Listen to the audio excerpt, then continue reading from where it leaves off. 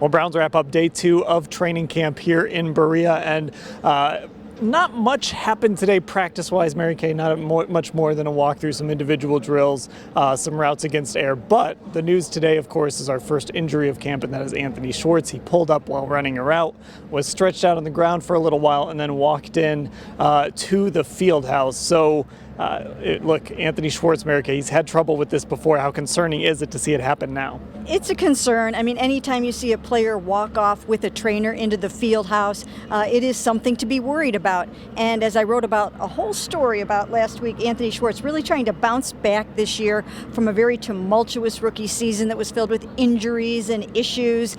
And this was a really big camp for him. So here's hoping for Anthony and for the Browns that this is nothing serious. We don't have an update right now.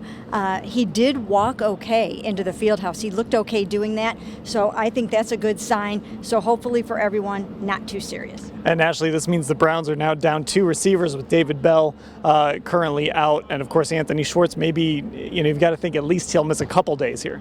Yeah, and I think to go along with what Mary Kay said, the thing that's so, concerning about this when you see it happen is we know how much missing camp last year really impacted Anthony Schwartz. And you, of course, worry about the same thing about it impacting David Bell if he's out for an extended period because he's just a rookie. These are two guys who don't have a lot of experience in Anthony Schwartz's case or no NFL experience in David Bell's case yet. So definitely something to keep an eye on here over the next few days if he's back out here.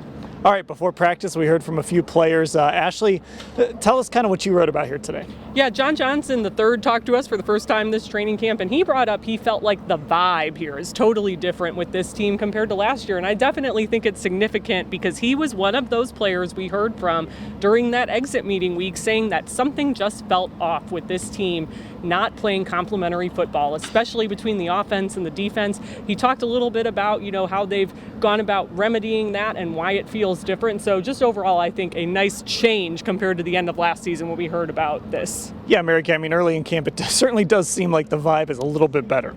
Yeah, it does. But, right now, everybody's still a little on edge waiting to find out what's going to happen with Deshaun Watson. So that is sort of, the backdrop of what's going on at camp. But for the most part, the spirits are good, the energy is good, and I think fans will see that when they come out. And of course, I know you had an opportunity to write a little bit and talk to Amari Cooper today. Yeah, Amari Cooper, one of the only receivers left standing right now.